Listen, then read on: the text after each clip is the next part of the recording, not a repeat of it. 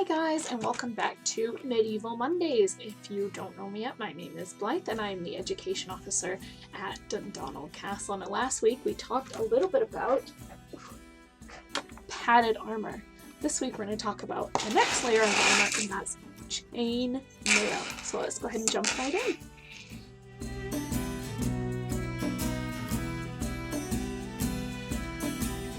So where did it come from and how did we start using it?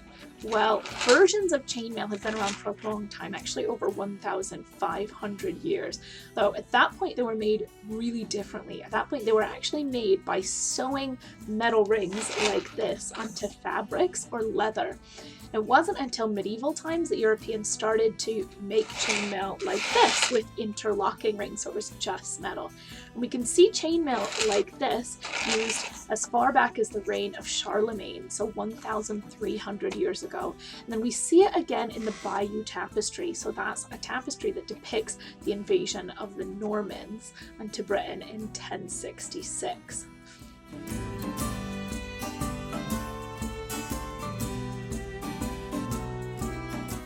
What does it weigh? Well, here I have a chainmail coif. Now this is the bit that goes on over your arming cap, and I'll put that on in just a minute.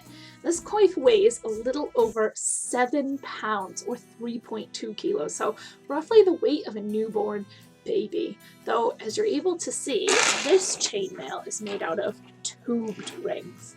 The rings are kind of like little tubes of metal. If you wanted to make it lighter, you could have flat rings of chainmail and make it a little bit lighter, and you could also have one with a little bit looser of a weave. Now, those things would make it a little bit lighter, perhaps not quite as strong, but you actually, because you're going to be wearing so much of it, want it to be lighter. So remember this guy. This is our arming cap, and we talked about this last week.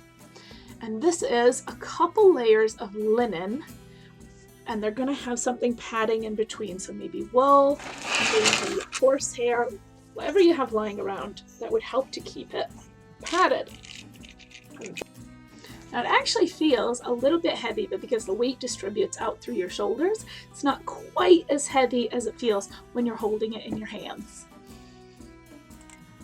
This is just a chainmail coif, a hauberk, so that's a shirt, a long chainmail shirt. Might even look like a dress because some of them are really long.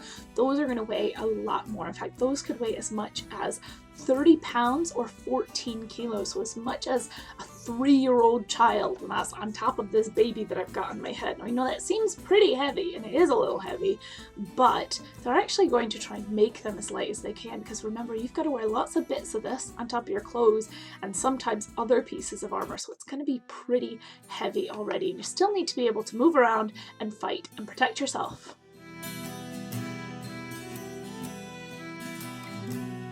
Right, so what kind of people use chainmail? Who used it? Well, let's go back to the same characters that we talked about last week to talk about who used chainmail and what they used it for. So that first photo that we talked about last week is of David. He has his gambeson on. Remember, that's the padded armor, the padded shirt that goes on. So maybe the same stuff as your arming cap. And Dave has his gambeson and his chainmail coif. He's going to have an arming cap on underneath his coif like I do. And then he could have a helmet over it. So the helmet that he has is a kettle helmet. We'll talk about that later on. This kettle helmet, remember, it's made of one piece of metal, so it makes it a little bit cheaper. Now, Dave might be a knight of some kind. Dave might have a little bit of rank. He's able to afford chainmail, helmet, gambeson after all, but he's not wearing a very fancy helmet, and he doesn't have chainmail on his body, so he's probably not that wealthy. Now, if you were wealthier or more noble, you'd probably have chainmail on your body as well. Now, let's go to this photo of our castle visitor, and that shows him in his gambeson. Remember, that's his padded shirt with both hauberk, so that's, remember, that chainmail shirt, and a chainmail coif with a tabard on top that shows that he comes from the Stuart family.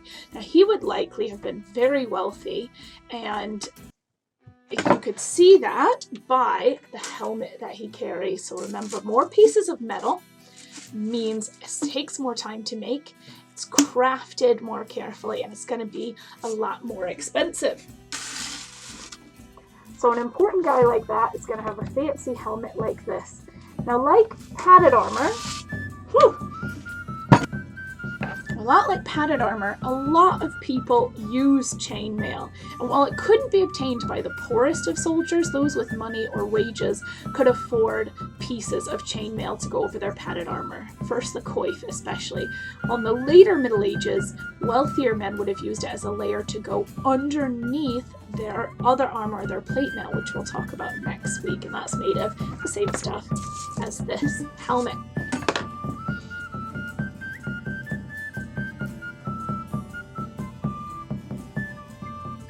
So what other things can be made of chainmail? Well, apart from coifs and hauberks or shirts of various lengths, several accessories were made of chainmail, including leggings, mittens, or collars which could attach to your helmet and come down and protect your neck. So there are lots of different things, sometimes even chainmail like we talked about last week. You could have sleeves to sew onto a long sleeve gambeson to help keep your arms extra protected. So lots of different things are made out of chainmail, though the most common are this coif and the hauberks and that shirt that you see our castle visitor wearing in that picture we looked at just a few minutes ago.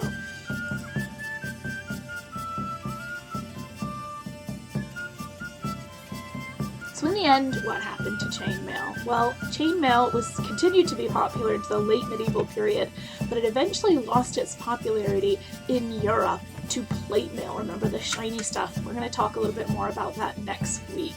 So while for a little while chainmail would be worn under plate mail, it was eventually replaced. So we'll go into a little bit more detail about that next week.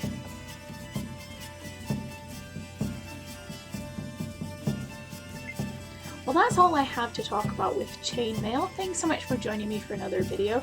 Next week, we're going to be talking about various pieces of plate mail, like this guy. So if that interests you, come back next week. As usual, I'll put some sites below in the comments. So if you want to learn a little bit more about chainmail, the different pieces, what it was used for, please check out these links. And if you liked this video and you want us to continue making them, please consider going to Dundonald Castle's website or our Facebook page and making a small donation to the education program so that we can keep these going for you while we're not on site. All right, thanks so much.